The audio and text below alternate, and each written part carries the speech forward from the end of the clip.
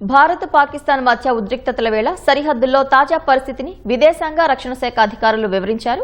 మరింత సమాచారం మా ప్రతినిధి అరుణ్ ఢిల్లీ నుంచి ప్రత్యక్ష ప్రసారం ద్వారా అందిస్తారు.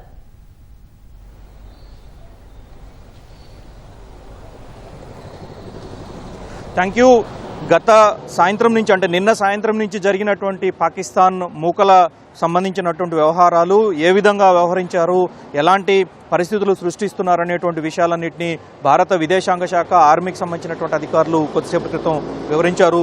ప్రధానంగా శ్రీనగర్, పఠాన్కోట్, ఉధంపూర్, అదేవిధంగా పూంచ్, రాజౌరి సెక్టార్లో ఈ రకమైనటువంటి దాడులు విపరీతంగా పెంచారని, ఫాస్ట్గా మూవ్ అయ్యేటువంటి ఆర్టిలరీ వెపన్స్ను ఉపయోగిస్తున్నారు అని చెప్పి గతంలో చిన్న ఆయుధాలతో దాడులు చేసినటువంటి పాకిస్తాన్ మూకలు ఇప్పుడు ఆయుధ సంపత్తిని పెంచడము, అదే సందర్భంలో సరిహద్దు ప్రాంతాలు మొత్తం కూడా పాకిస్తాన్కు సంబంధించినటువంటి సైనిక పటాలాన్ని కూడా గణనీయంగా పెంచుతున్నట్లుగా తమకు సమాచారం వస్తోందని, ఇది ఆథెంటికేటెడ్గా ఉన్నటువంటి సమాచారమే తాము చెప్తున్నట్లుగా వివరించారు. అదే సందర్భంలో పలు కీలకమైనటువంటి ఎయిర్ బేస్ స్టేషన్లు, ఆర్మీ స్టేషన్స్ పైన దాడి చేస్తున్నట్లుగా, వాటినే టార్గెట్ చేస్తున్నట్లుగా పాకిస్తాను చేస్తున్నటువంటి వ్యవహారం ద్వారా తెలుస్తున్నట్లుగా కనిపిస్తూ ఉంది. అయితే అదే దాడుల్ని తిప్పికొడుతున్నామని చెప్పి స్పష్టమైనటువంటి ఆధారాలతోనే తాము ఈ రకమైనటువంటి వివరాలన్నీ వెల్లడిస్తున్నట్లుగా చెప్పడం జరిగింది.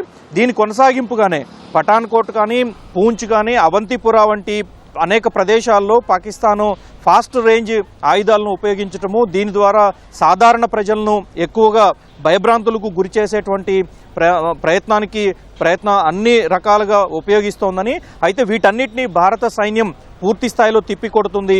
అదే సందర్భంలో కొన్ని తప్పుడు ప్రచారాలకు కూడా పాకిస్తాన్ ఈ సందర్భంగా తెగబడుతోందని చెప్పి స్పష్టం చేశారు. వాటిలో ప్రధానంగా సూరత్ గారు, అదేవిధంగా అవంతిపురా వంటి మరొక 2 స్టేషన్స్లను, సిర్సా వంటి 2-3 ఎయిర్ ఫోర్స్ స్టేషన్స్ను టార్గెట్ చేశాము, వీటన్నిటిని ధ్వంసం చేశాము అని చెప్పి పాకిస్తాన్ ఏదైతే ప్రచారం చేస్తుందో అవన్నీ పూర్తిగా తప్పుడు సమాచారము అని చెప్పి ఈరోజు కొద్దిసేపటి క్రితము సిర్సిరా వద్ద మరొక బోర్డర్లో ఉన్నటువంటి హర్యానా సమీపంలో ఉన్నటువంటి మరికొన్ని ఎయిర్ ఫోర్స్ స్టేషన్స్ సంబంధించినటువంటి ఆధారమైనటువంటి విజువల్స్ను, ఫొటోస్ను విదేశాంగ శాఖ ఆర్మీ వాళ్ళు మీడియా ముందు ప్రవేశపెట్టడం జరిగింది. అదే సందర్భంలో పాకిస్తాన్ వైపు నుంచి మహిళలు ప్రధానంగా దాంతోపాటుగా మందిరాలు, పవిత్ర ప్రదేశాలను టార్గెట్ చేస్తున్నటువంటి ప్రయోగాలన్నింటినీ కూడా తాము విజువల్ పరంగానే రికార్డ్ చేసినట్లుగా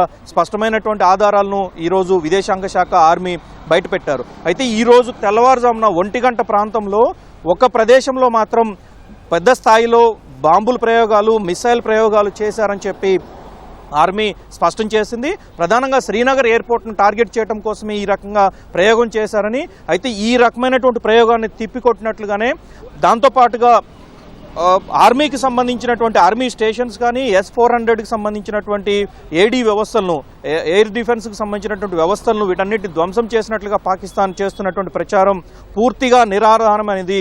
ఇప్పుడు మనల్ని ఎదుర్కోలేక వాళ్ళు చేస్తున్నటువంటి దాడులను మనం సమర్థవంతంగా తిప్పికొడుతున్నాం కాబట్టి అందుకు ఇబ్బంది పడుతున్నటువంటి పాకిస్తాన్ తప్పుడు ప్రచారాన్ని ప్రపంచం ముందు పెడుతున్నట్లుగా స్పష్టం చేశారు. అదే సందర్భంలో విదేశాంగ శాఖ కూడా అన్ని కంట్రీస్కు సంబంధించినటువంటి వివరాలన్నింటినీ తాము ఎప్పటికప్పుడు ఇస్తున్నామని, ఇవి ఏవి కూడా పాకిస్తాన్ ముందు పారట్లేదు కాబట్టే తప్పుడు ప్రచారానికి ఎక్కువగా పూనుకుంటున్నారు.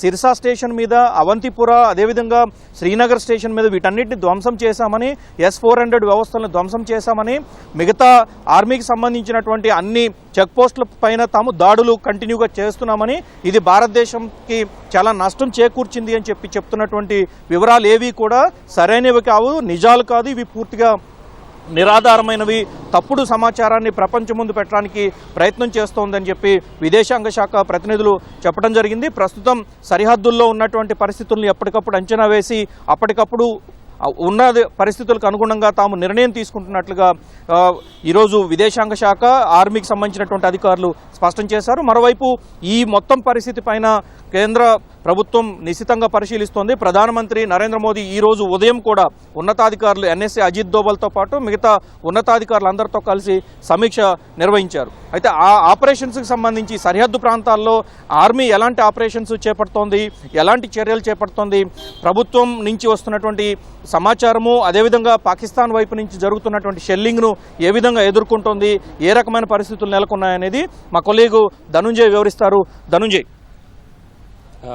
Thank you Arun. మొత్తం మీద భారత్ పాకిస్తాన్ మధ్య సరిహద్దుల వద్ద ఉద్రిక్తలు అయితే కొనసాగుతున్నాయి. ప్రత్యేకించి పాకిస్తాన్ వైపు నుంచి మిలిటరీ సరిహద్దులకు ఫార్వర్డ్ బేస్లకు చేరుకుంటున్నట్టుగా కూడా రక్షణ దళాలకు సమాచారం ఉంది. ఇది తగినట్టుగానే భారత సైన్యం కూడా సిద్ధమవుతున్నట్టు మనకి సమాచారం ఉంటుంది. ప్రధానంగా ఫార్వర్డ్ బేసుల నుంచి వారంతా కూడా పాకిస్తాన్ ఫార్వర్డ్ బేస్లకి పాక్ మిలిటరీ చేరుకుంటున్నట్టుగా తెలుస్తుంది. ఇప్పటికే వివిధ ప్రాంతాల్లో దేశ సరిహద్దుల్లోనే ఉన్నటువంటి పంజాబ్, అలాగే రాజస్థాన్, జమ్మూ కాశ్మీర్లో ఉన్నటువంటి వివిధ సరిహద్దుల వద్ద బీఎస్ఎఫ్తో పాటు పాక్ రేంజర్స్ మధ్య హోరాహోరీ కాల్పులు జరుగుతున్నాయి. పాక్ రేంజర్స్ చేస్తున్నటువంటి దుస్సాహసాన్ని, వారు చేస్తున్నటువంటి కాల్పుల్ని కూడా బీఎస్ఎఫ్ దళాలు తిప్పికొడుతూనే ఉన్నాయని చెప్పాలి. ప్రధానంగా వారంతా కూడా హెవీ ఆర్టిలరీ వెపన్స్ తోటి దాడులు చేస్తున్నట్టుగా కూడా రక్షణ శాఖ స్పష్టం చేస్తోంది. ప్రత్యేకించి ఇంటర్నేషనల్ బోర్డర్, అంతర్జాతీయ సరిహద్దుతో పాటు లైన్ ఆఫ్ కంట్రోల్ వద్ద కూడా ఈ దాడులు అయితే కొనసాగుతున్నాయి. గగనతల నుంచి ఈ డ్రోన్లను వివిధ దేశాల్లో, అంటే ప్రత్యేకించి టర్కీలో తయారు చేసినటువంటి డ్రోన్లని వినియోగిస్తున్నట్టుగా కూడా రక్షణ శాఖ వర్గాలు చెబుతూ ఉన్నాయి. అయితే వారంతా కూడా ఈ ప్రాంతాల్లో ప్రధానంగా పఠాన్కోట్, ఉదంపూర్, భుజ్, అలాగే పంజాబ్లోని వివిధ ఎయిర్ బేస్లని టార్గెట్ చేశాయి. అయితే మన ఎయిర్ డిఫెన్స్ సిస్టమ్ అయితే పూర్తిగా వాటినన్నింటినీ కూడా నిర్వీర్యం చేస్తోంది. ప్రధానంగా వారు చేస్తున్నటువంటి హెవీ ఆర్టిలరీతో పాటు హెవీ ఆర్టిలరీ గన్స్తో చేస్తున్నటువంటి కాల్పులను కూడా మన బీఎస్ఎఫ్ దళాలు, అలాగే రక్షణ దళాలు కూడా తిప్పికొడుతున్నాయని చెప్పాలి. ప్రధానంగా వీరంతా కూడా శ్రీనగర్, ఉదంపూర్తో పాటు అవంతిపోరా తదితర ఆసుపత్రులు, స్కూళ్లపై కూడా దాడులు చేస్తున్నట్టుగా కూడా రక్షణ శాఖ వర్గాలు చేస్తున్నాయి. ప్రత్యేకించి వారంతా కూడా మన భారత వైపు నుంచి కేవలం పాకిస్తాన్లోని మిలిటరీ బేస్ల పైన లక్ష్యాలుగా చేసుకుంటే, వారంతా కూడా పాకిస్తాన్ నుంచి ఇక్కడ దేశంలో భారత్లో ఉన్నటువంటి పౌర ఆవాసాలతో పాటు వివిధ స్కూళ్లు, ఆసుపత్రులను కూడా టార్గెట్ చేసుకుని దాడులు చేస్తున్నట్టుగా కూడా రక్షణ దళాలు చెప్తూ ఉన్నాయి. ప్రధానంగా చెప్పాలంటే శ్రీనగర్తో పాటు అవంతిపుర, ఉదంపూర్లోని మిలిటరీ ఆసుపత్రులు, స్కూళ్లపై కూడా దాడులు చేసినట్టుగా కూడా ప్రభుత్వం వెల్లడిస్తోంది.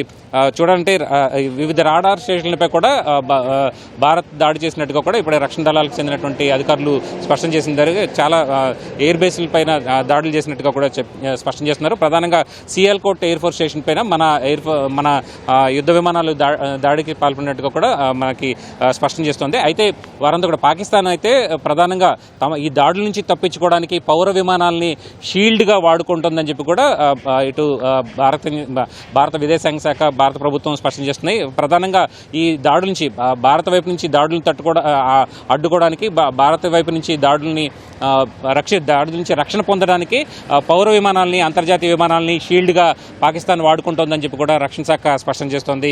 ఇది హక్కులు, అంటే పౌరుల్ని లక్ష్యంగా పాకిస్తాన్ వైపు నుంచి దాడులు జరుగుతుంటే పాకిస్తాన్ కూడా తమ నుంచి దాడుల నుంచి, భారత్ నుంచి జరుగుతున్నటువంటి దాడుల రక్షణగా ఈ విమానాలను అయితే షీల్డ్గా వాడుకుంటుంది.